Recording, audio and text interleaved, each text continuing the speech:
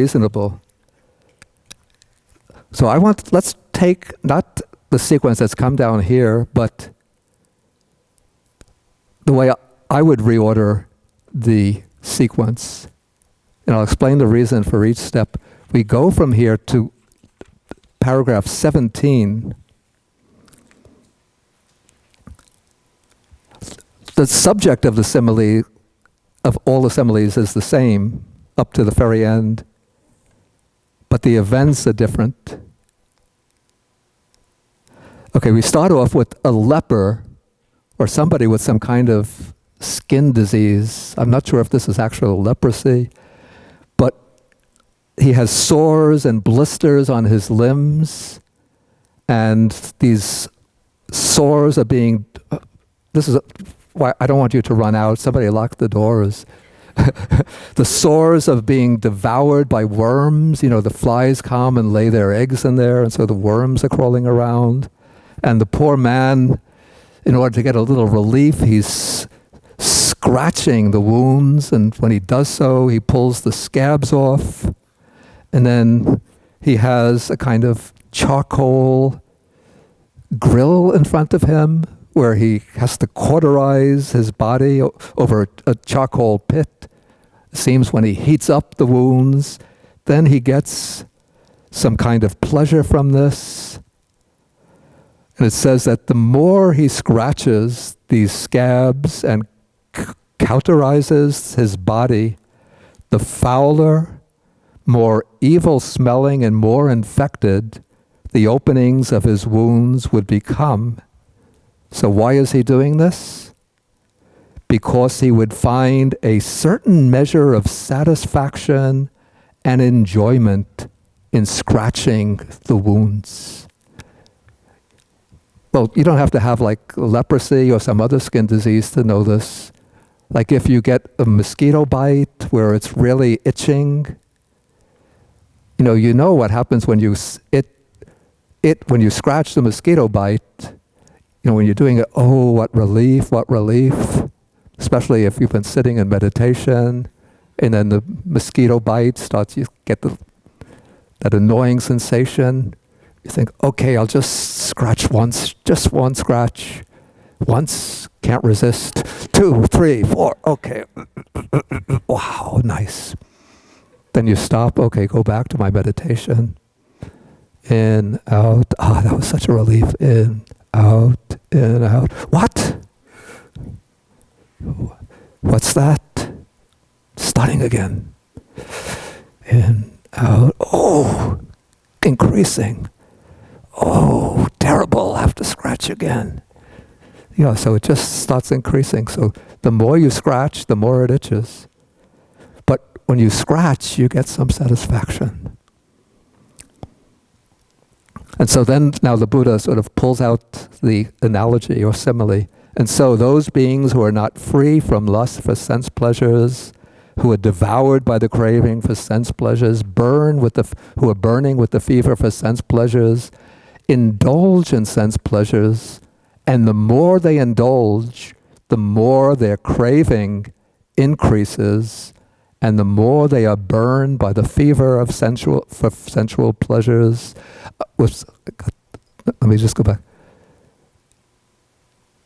The more their craving for sensual pleasures increases, and the more they are burned by their fever for sensual pleasures, yet they find a certain measure of satisfaction and enjoyment in dependence of the 5 objects of sense pleasures.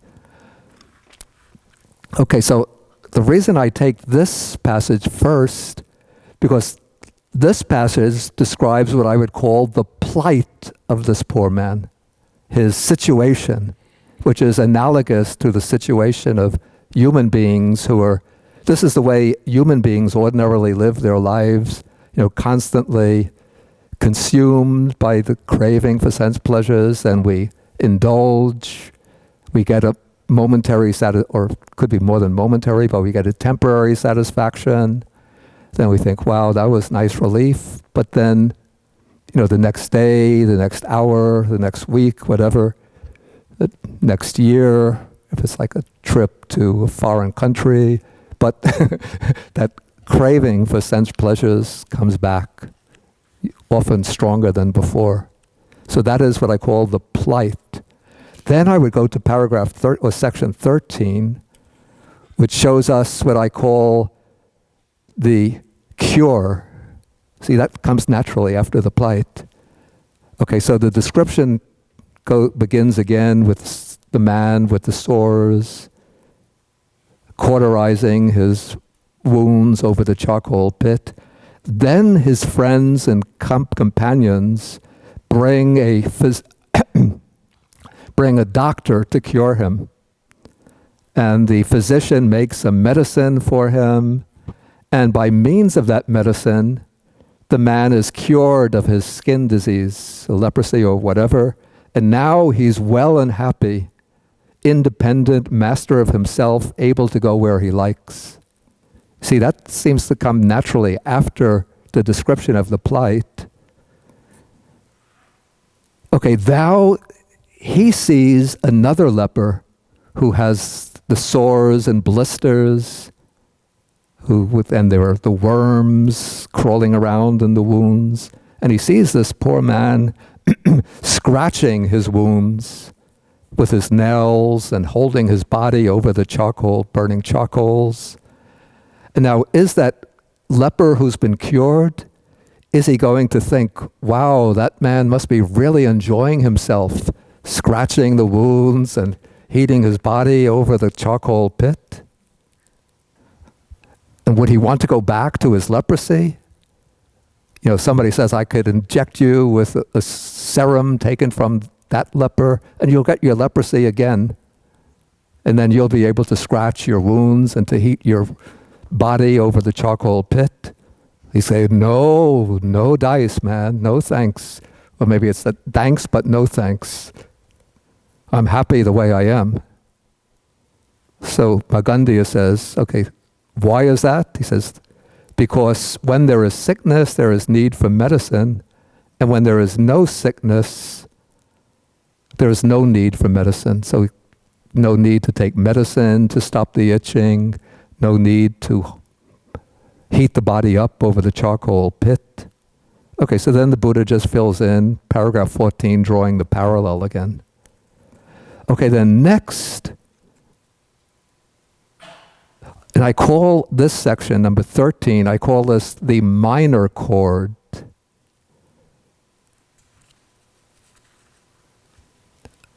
There's going to be like a minor chord and a major chord. The minor chord is that he has simply has the opportunity to to scratch his body or to hold his body over the charcoal pit, and he just refuses it. Now, paragraph 15 is what I call the major chord. It's the stronger simile.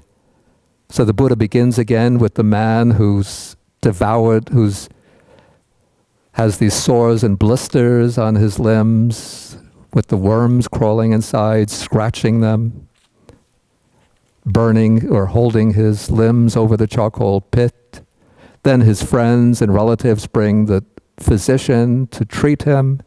The physician treats him, and by means of that treatment, the medicine, the man is cured of his leprosy, well and happy.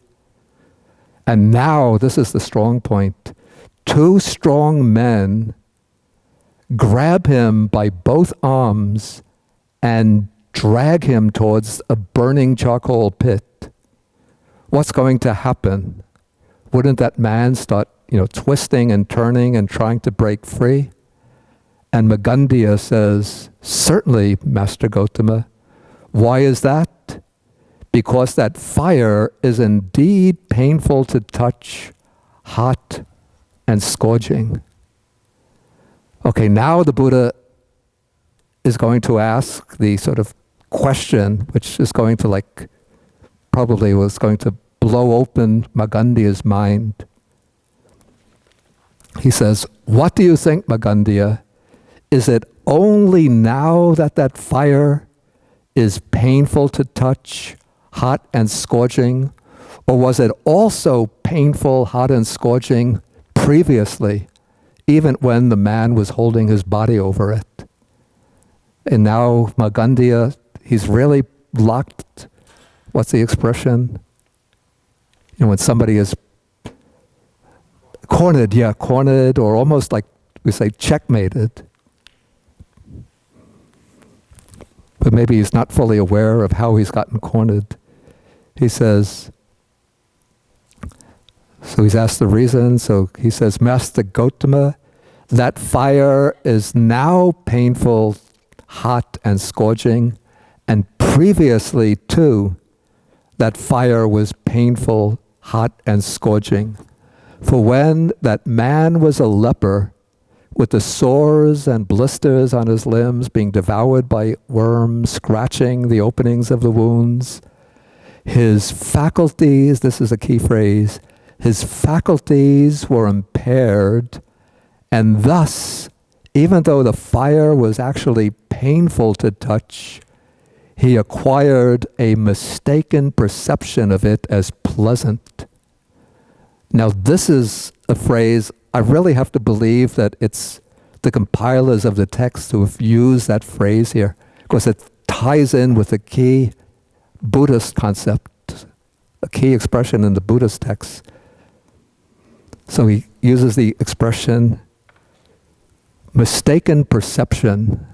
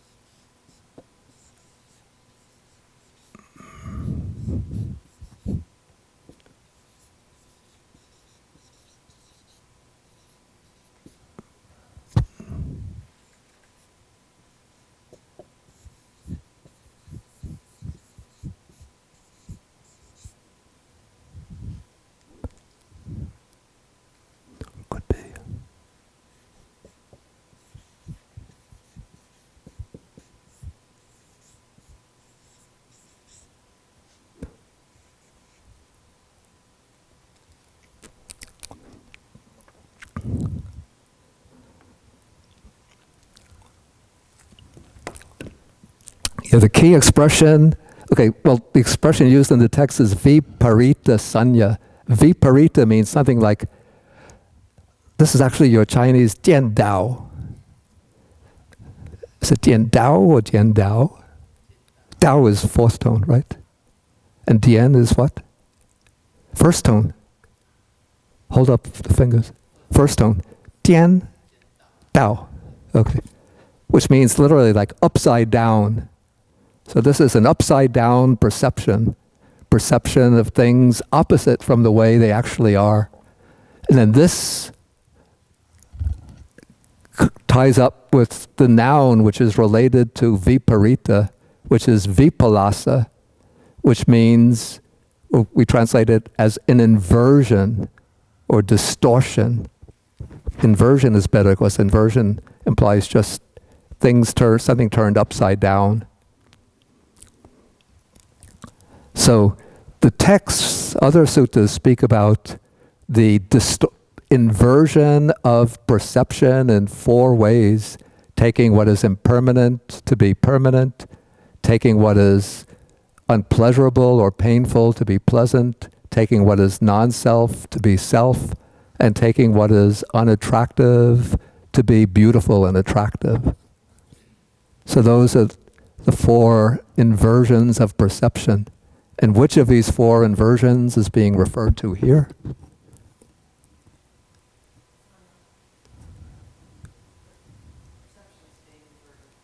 Well, it's perception, but of the four.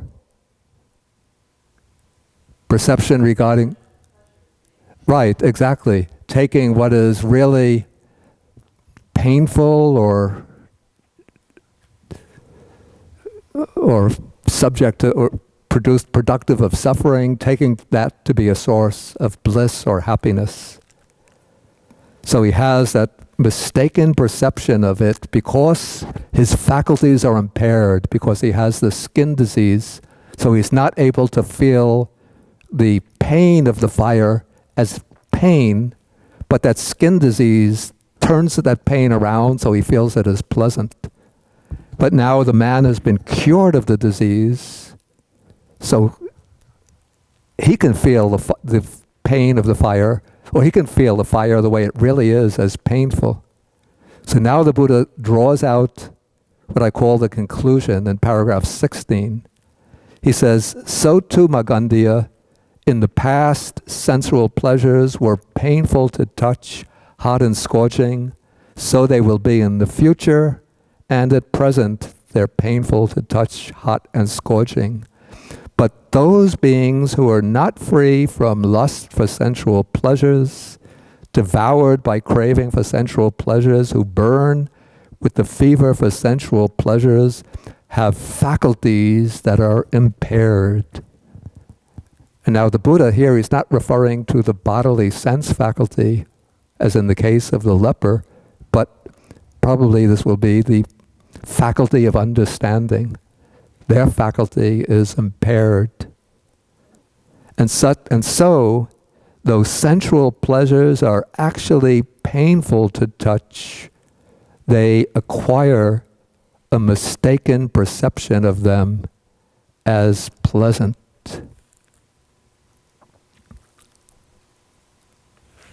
So it's because of this distortion of perception, and this comes basically because what would be the underlying roots of this distortion of perception, inversion of perception?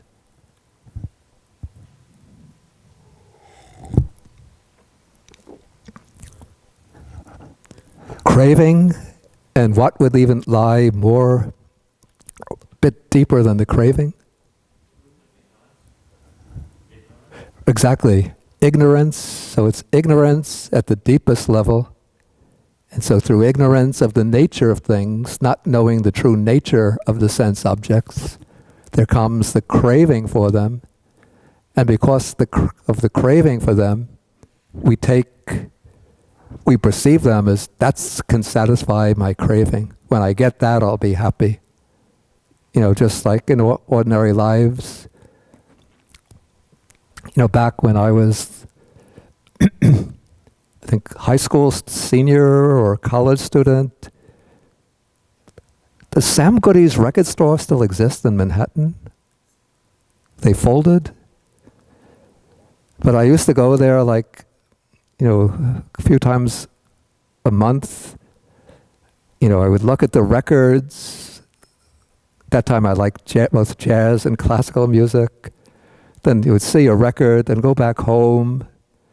Then, you know, suddenly, you know, in the midst of activity, the image of the record pops into the mind. Got to get the new John Coltrane record. or that Mozart concerto. I don't have that yet. And then, you know, through the week, the desire comes building up. Then, you know, the weekend comes. First thing, you're on the train going down to Sam Goody's, buy the record, take it home. Wow. You know, leave it out on the table if you invite your friends over so they could see. Then playing it, oh, so interesting, so uplifting, so enjoyable. Then listen again and again and again. Till a couple of weeks later, you know, it's getting a little boring. I think I'll go down to Sam Goody's this afternoon, see if there's anything interesting there. Then there's some new records have come out. I don't have it, gotta get it.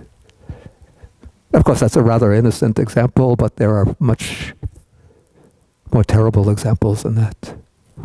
Okay, let's take any questions. So it's like a diluted perception of sense pleasure? Understand that? Yeah, this is exactly. Misperception of the sense pleasure. Yeah, it's good if you take. We have to adhere to this strict protocol regarding the microphone. Now you're getting the microphone, you speak through it. When you finish, you hold it. Whoever else has a question, you will give it to them. Okay, please.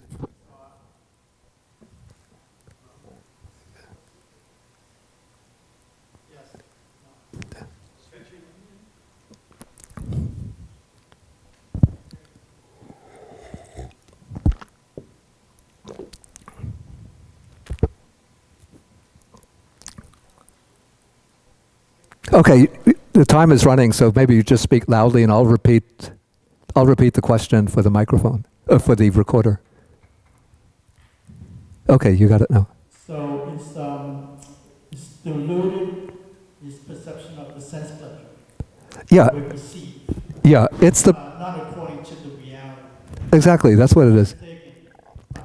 Yeah. So once you experience the reality, it's not the same as what you expected to do. Well, usually normal people, when they excuse me, if they don't have their wisdom or insight starting to awaken, then when they indulge the sense pleasures, they think, "Wow, this is really groovy. This is wonderful." So they Yeah. kind of skip it and they don't reflect on it. Exactly. Yeah. Of course, at a deep level, they'll be experiencing that discontent. But they don't really recognize that this is the kind of addictive, that's the good word, the addictive nature of sense pleasures. And that, call it the intrinsic unsatisfactoriness, that they're not really able to satisfy that deep yearning for a mind that's inwardly at peace and that can get access to this delight that transcends sensual pleasures. Somebody here? Okay, see you. So going through the way the discussion is laid out, Yeah. the arguments, I'm still wondering, so could we actually attain the final freedom? Do we first have to remove craving, or will we remove craving after we experience the final Okay, this is a good question. freedom? Maybe,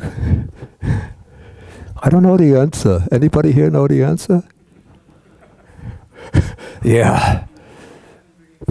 Oh, you didn't hear it? Okay. Let me repeat the question. He says, there seems to be a paradox here. He's saying, in fact, do we remove craving? How do you put it? Okay. Do we first have to remove craving in order to actually attain the final freedom, nibbana? Or do we actually remove craving after we have already attained nibbana, after seeing that there's something more peaceful? Yeah. Okay, but take the microphone so we can have a clear recording of. I think it was once you gradually remove the craving from your everyday practice, and then you come to a certain experience that is a breakthrough that makes the craving much less. Perhaps with streaming and then so on, so Yeah. forth. Yeah. It's gradual insight. Yeah. The actual experience of nirvana changes you so much that a certain amount of craving you consume is just gone. But in order to get to that, you really have to gradually work on it. It's just my 2 cents. Oh, that was good. Yeah. Okay, anybody else did you have another point? Okay, take the microphone. I was going to say that before removing the craving, you get to develop wisdom, the insight to see that first before you really understand the process of dependent origination. You know what I'm saying? Well, let's not go into dependent origination now, but I say first one starts like in gradual steps to separate oneself from the addiction to sense pleasures, even at a very early stage. For example, even when one takes the 5 precepts, one takes the precept to abstain from misconduct in sensual pleasures, which means sexual pleasures. So at least now one could still, as a layperson, still enjoy sense pleasures, but certain limitations are being placed not to violate the bounds of normal decency. Then from time to time one might take 8 precepts observing celibacy for a day or two, or sometimes even taking it on a long-term basis. Then one will start, to be practicing meditation. One is dealing with the mind to separate the mind from sensual thoughts, sensual cravings.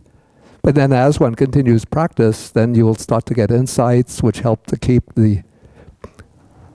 put the craving under control, and then as Venerable Nadio said, when you start making these breakthroughs, then the craving actually gets sliced away. Okay, we'll have time for one more question, one point, then we'll disperse for lunch and then come back after lunch. My question in regards to Rati, and I'm thinking about the sense faculties when there isn't, when the mental faculty, maybe volitions, pulled aside from that. So when eye consciousness takes in blue sky, when ear consciousness takes in sound, but recognition of cars, for example, isn't allowed to pop up, or is not taken to, it's allowed to pop up, but it's not taken seriously or whatever. So there's just sound, hearing consciousness, hearing, even if we separate from gong right now, just there's a certain amount of, there can be at first a certain amount of pleasure or just sense consciousness happening there that's perhaps satisfying through the willing of hearing without even calling it anything. I'm trying to understand what Gautama Buddha meant by rati, because to me, when the senses are taken apart without a recognition, like perception, equanimity, and before that, slight delight of sense consciousness. Yeah, I don't think these, what we might call just casual or adventitious sensory experiences are being referred to here. But he uses the very clear, like descriptive terms, like forms cognizable by the eye that are wished for, desired, agreeable, likable, connected with sensual desires and provocative of lust. So these would be the really, stimulating objects of the senses.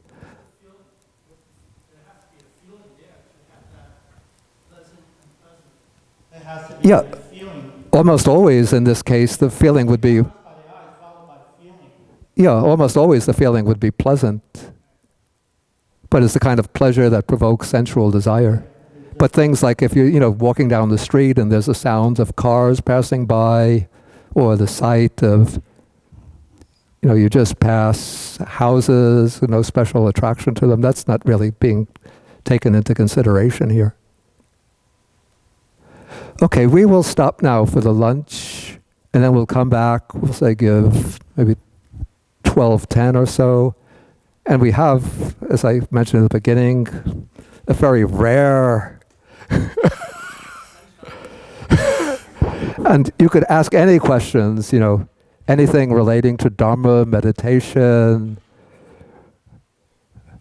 the German countryside, the weather,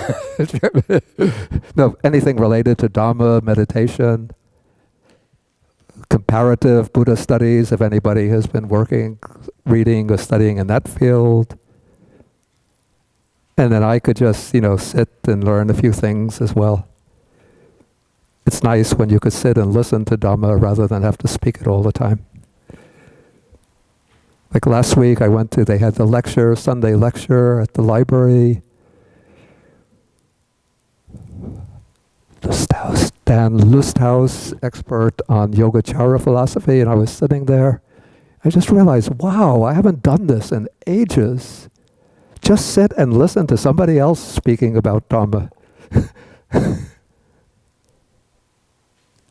Okay, we end with 3 short bows to the Buddha. Oh, I'm getting an F for mindfulness. We end with the sharing of the merits. You cut that line off from the recording, okay? Edit it out. Okay, so we share the merits with the Devas, Nagas, Bhutas, and so on. We'll do it the short way today. Akasata chabhumata deva naga mahitika punyantang anumoditva chirang rakantu sasanang.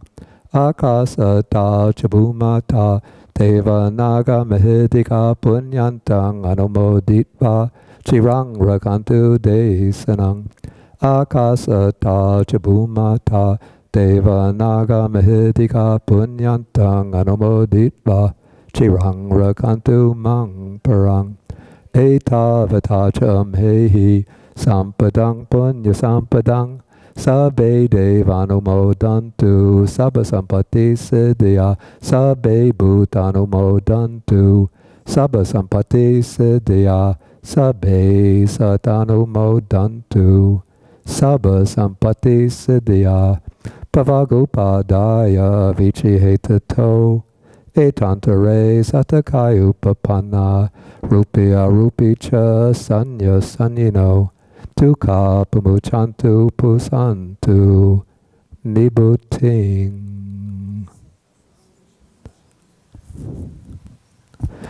Okay, now we stand and do the 3 half bows to close.